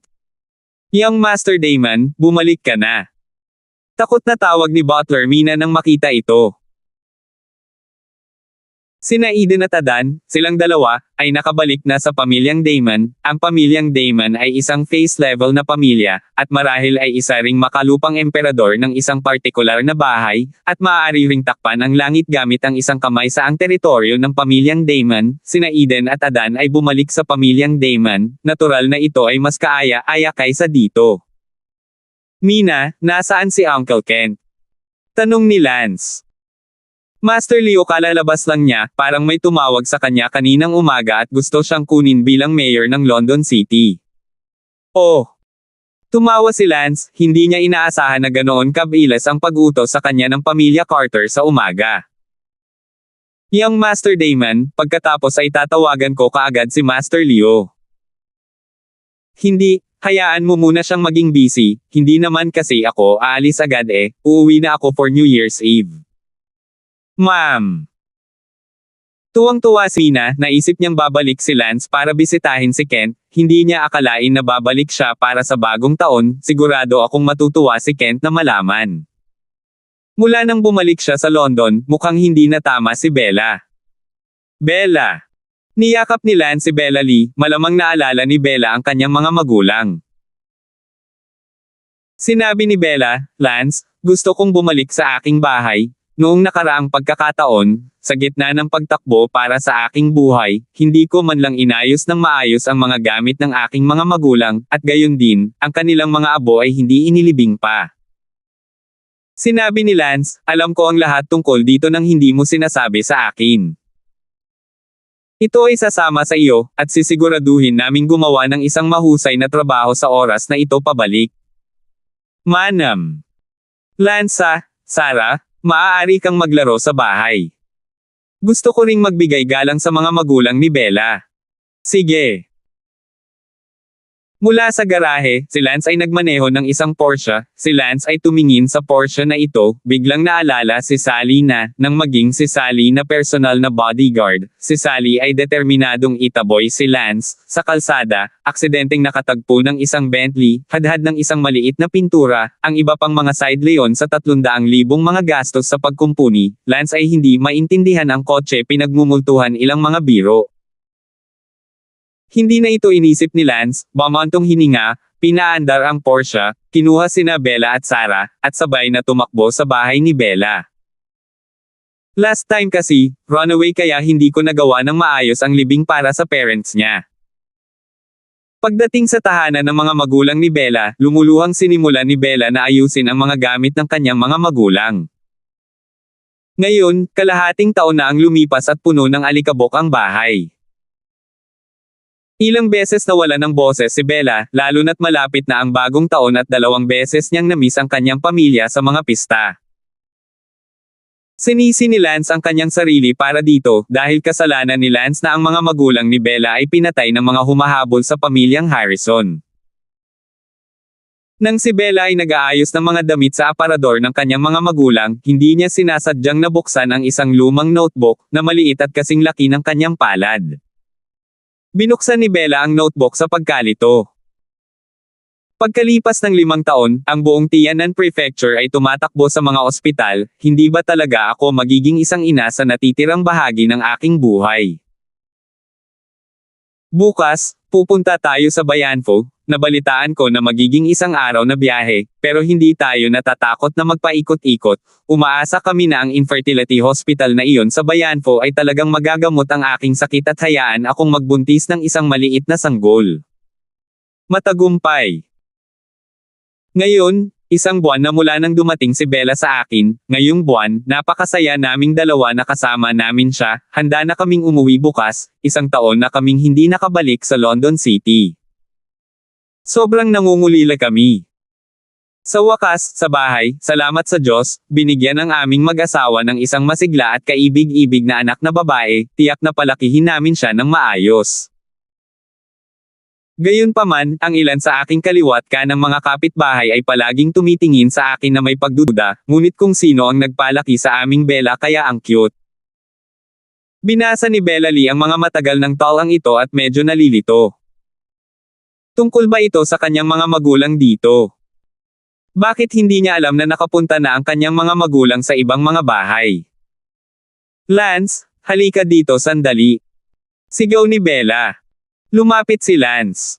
Anong mali? Lance, tingnan mo yung notes, medyo naguguluhan ako. Sarah daw, ako rin. Pagkatapos basahin ito, anong nakakalito dito hindi ba halata, bata pa ang nanay mo, nagdurusa sa infertility stupefaction, pagkatapos ay nagpunta sa malayong White Rock House, pagkatapos, tiyak na napagaling ka sa kawalan. Sister Zuan, muntik ka nang maipanganakla, buti na lang napagaling ng parents mo ang pagkabaog mo, hihihi. Sumimangot si Bella Lee, ngunit, mula noong bata ako, hindi sinabi sa akin ng aking ina ang ganoong bagay kung talagang nagkaroon siya ng pagkabaog bago niya ako ipinaglihi, napakalaking bagay, tiyak na binanggit niya ito sa akin Ni hindi ko alam ang tungkol dito hanggang sa diary ng nanay ko 19 na taon na ang nakakaraan. 680. Tanong ni Lance, Mavis, totoo bang hindi sinabi sa iyo ng nanay mo? Hindi, talaga. Bella, sa normal na mga pangyayari, hindi ito dapat ikahiya, at kinailangan ng maraming pagsusumikap para mabuntis ka, na isang bagay na dapat palaging ipaalam ng mga tao sa harap ng kanilang mga anak, na nagsasabi ng mga bagay tulad ng kung gaano kahirap na ipanganak ka. Gayunpaman, hindi binanggit ng iyong mga magulang ang isang salita tungkol dito, na medyo hindi normal. Sinabi ni Bella, imposibleng hindi talaga ako ang aking biological child, di ba? Natigilan si Lance. Sa totoo lang, hindi biglaan na biglang mag-pop up si Bella na may ganoong pagdududa, dahil mula pa noong bata siya, mayroon siyang ilang mga kapitbahay na naiinggit sa kanyang magandang hitsura, at pagkatapos ay sinabi na siya ay talagang hindi biological, at iba pa. Iyon ang dahilan kung bakit, sa sandaling ito, biglang lumabas si Bella Lee, dapat ba talagang hindi ito ang kanyang biological na mga salita? Bella, huwag kang magsalita ng kalokohan, pero ngayong araw, nandito kami para ayusin ang mga relak ng mga magulang mo, kapag sinabi mo ang mga ganyan, siguradong magagalit ang mga patay na kaluluwa ng mga magulang mo kapag narinig nila iyon. Tangsabi ni Lance. Sinabi ni Bella, hindi ko ito biglaang nasabi, noong bata pa ako, maraming mga kapitbahay ang lihim na nagsabi na hindi ako dapat maging biological birth ng aking mga magulang, kung hindi, bakit parang ordinaryo ang hitsura ng aking mga magulang, ngunit ako. Akala ko nagseselos ang mga kapitbahay na iyon na mas maganda ako sa mga anak nila, tapos kalokohan ang sinabi nila. Pero ngayon, bigla kong nakita ang mga tala ng nanay ko noong 19 na taon na ang nakakaraan, kaya wala akong ibang magawa kundi ang maghinala. Sinabi ni Lance, Bella, ngayong wala na ang iyong mga magulang, bakit kailangan mong ituloy kung biological sila o hindi, kaya paano kung hindi sila biological? Hindi na naabala si Bella. Tandaan ng URL I1/4 Consho 8 I1/4 net. Matapos ayusin ang mga labi para sa mga magulang ni Bella, sa tulong ni Lance, gumugol sila ng 2 araw na magkasama para tapusin ang libing.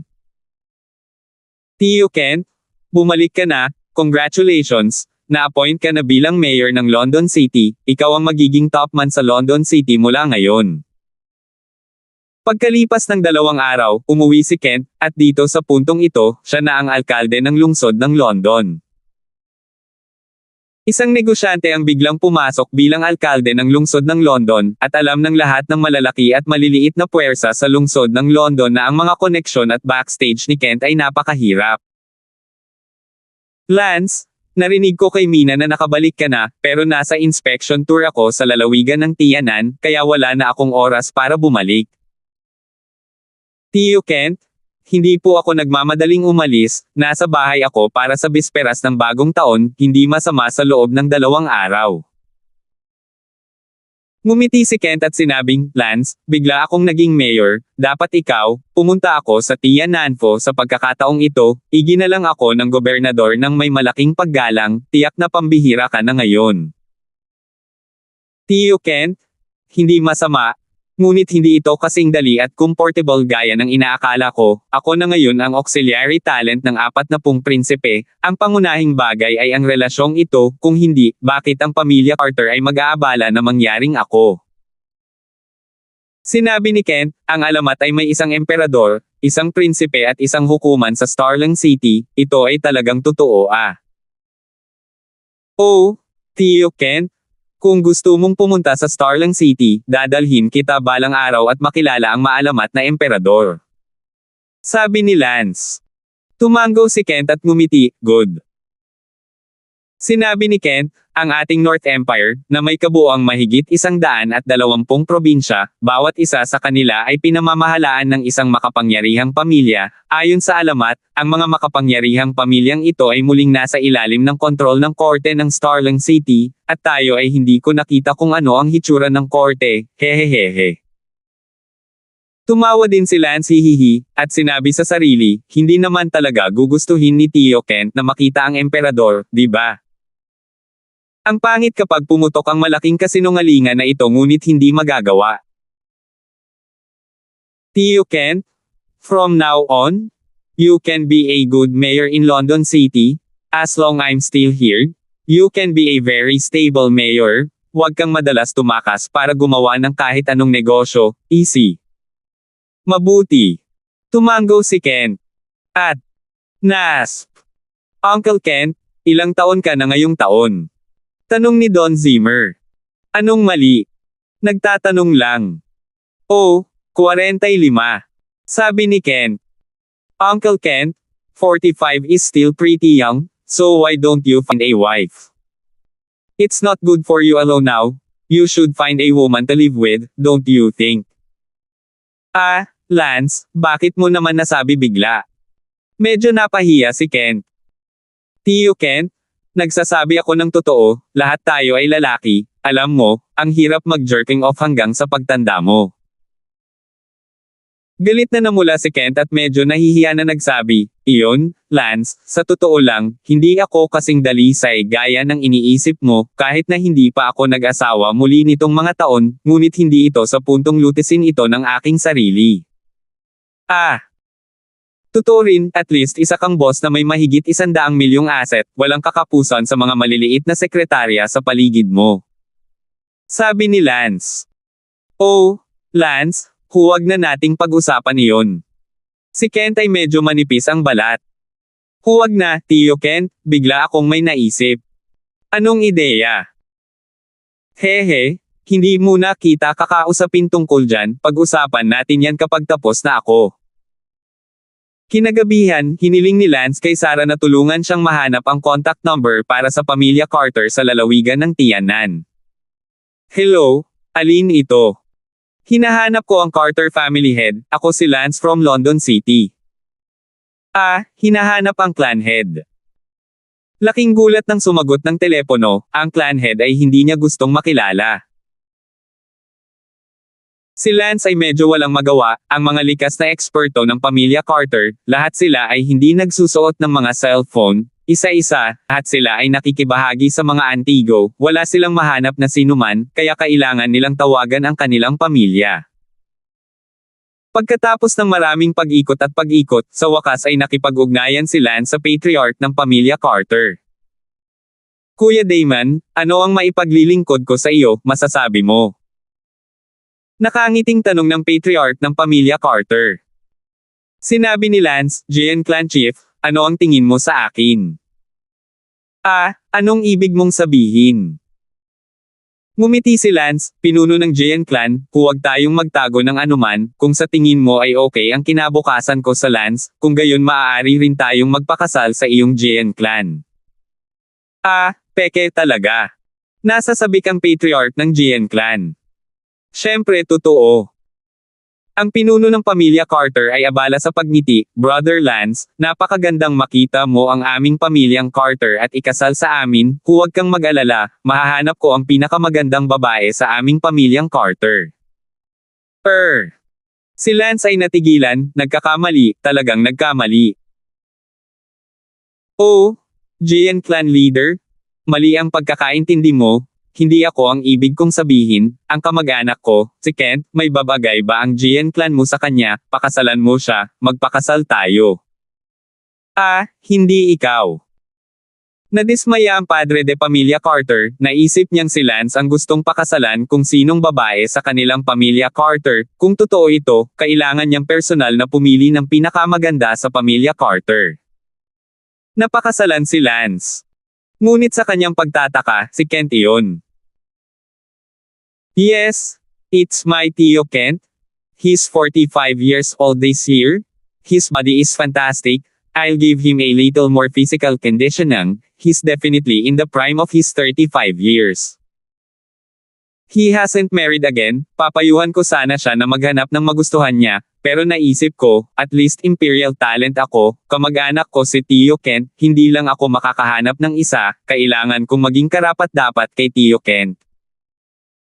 So, naisip ko yung Carter family. I wonder if I have the destiny to make a marriage with your Carter family. Forget what they doing, keep on doing.